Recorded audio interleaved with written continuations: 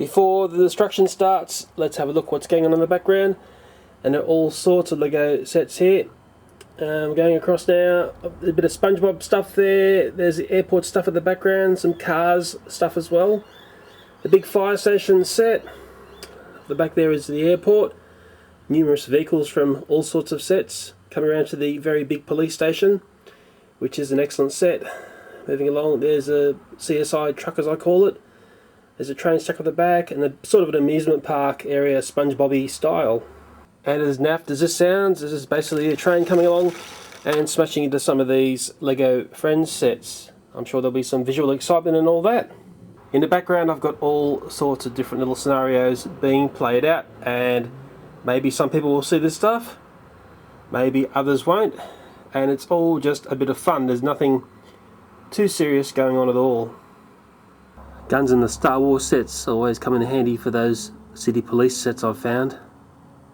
It's going to be a tricky one because already I feel the background is far too much of a distraction, considering I really want people's focus to be on the Lego Friends sets at the front, and I have to try and keep all the background stuff blurred out of focus and maybe take a bit of light off it so it's not as bright.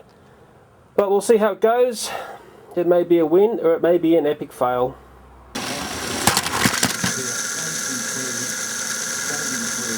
Well, I'm up to the part where the train's going to come along and go through the shops, and what I'm sort of thinking here is I will break away part of the set so I can have cameras looking inside, because it's all little details inside that I want to see flying around. We've got those friends in there eating a Krabby Patty, and it's going to be a whole bunch of close-up shots, hopefully shot in slow motion. I'm not really interested in the big picture, but I'm very interested in the small details. So I'll pick off the cafe first. I'll move along to the little garden area between the two shops, and then we'll do the hairdressers, and I'll probably finish off with that car. And hopefully we're going to have a smashing good time. I just shot the first smash through. I haven't looked at the slow motion yet, but I think it's okay. There's a lot of breakage that went on. The girls have been hammered. The store fell apart, probably better than I thought. Hopefully it looks good, but the slow motion cameras are going to tell the story. In fact, now I've had a closer look, that shop has been annihilated. What a shame.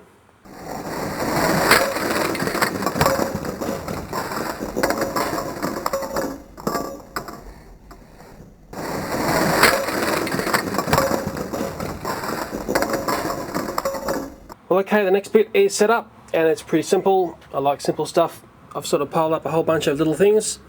Even the girls in that side of the shop, I rebuilt part of that wall.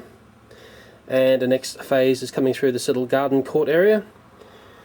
The train is, I'm just pushing this by hand. I think you see my hand in one of the slow motion cameras on the previous take. One thing I've done is I've locked up one of the bogies with a bit of blue tack, because I want, it'll be off the rails, and I want this train to be continuing in a straight path, creating havoc as it goes through all those little bits of Lego.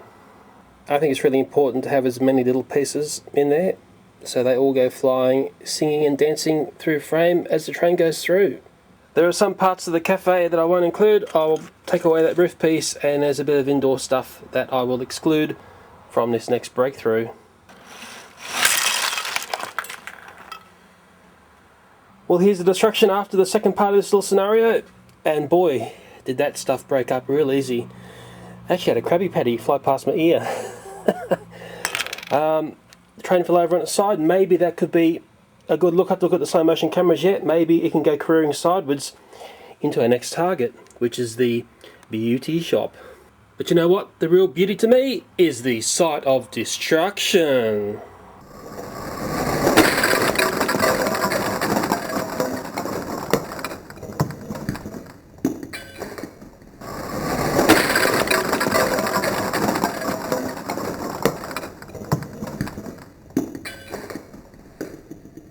Okay, here we go.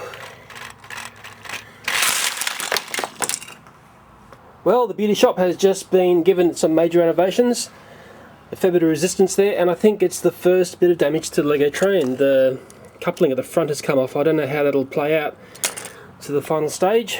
Yeah, it's been interesting. That little Krabby Patty, look where it's landed. outside of the shop again, it seems to hop up and fly out. And again, the destruction is fairly awesome. Hopefully the slow motion cameras have got little bits that I can use in an edit. And let's move on and do the final piece.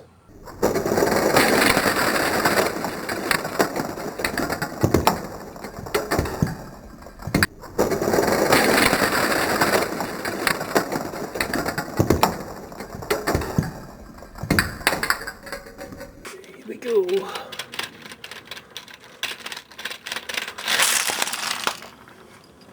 Well, I've done a second bit of renovations at the beauty shop, and I've got, which is hopefully the final scene where I'll come in and I'll finish this off. I did see the car went off at velocity out of frame. I did look at these two high-speed cameras, and I'll do a cutaway shot of the car going into Glove World.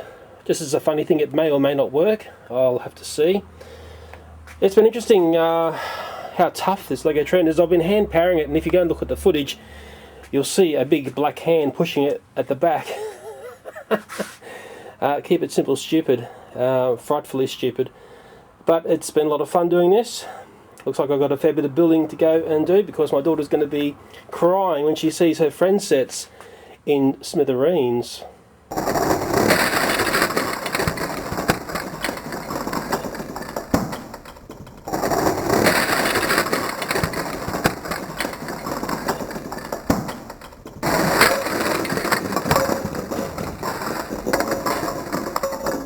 Well, there's Stephanie's car crash. Somehow this Godzilla guy survived that crash. I don't know how. Glove World got a bit of a knock around.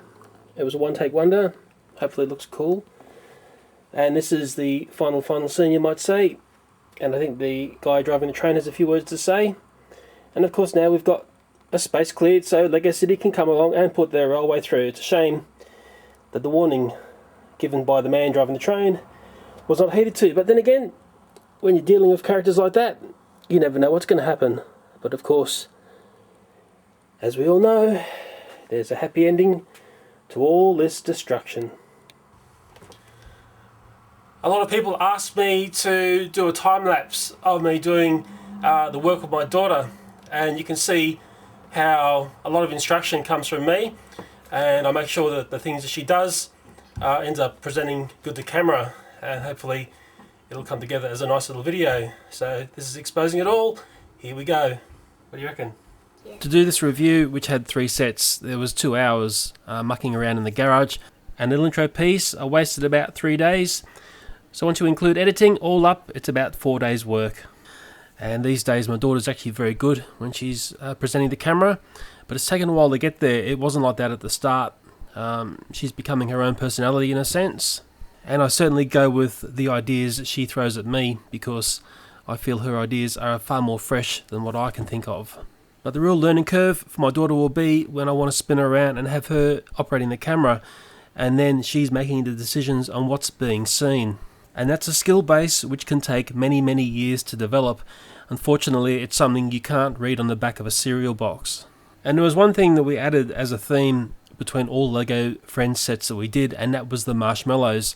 And a lot of people said, what's the thing with the marshmallows? Well, it's pretty simple. One really big tip to be noticed on YouTube is to be different. And sometimes a little trick is to do something a little bit unusual, but something which is repeated, and it ends up becoming something that can sometimes seed into people's minds. It's something that the MegaTubers do all the time. And you know, I think back to one of the very first YouTubers who sent me a PM on the YouTube networks, and that was a person by the name of Scary Dave. I picked him up as a friend, and I've known him for, 5-6 years now. And there's one very important thing that he instilled into me, and that is to try and be like nobody else. And you know what?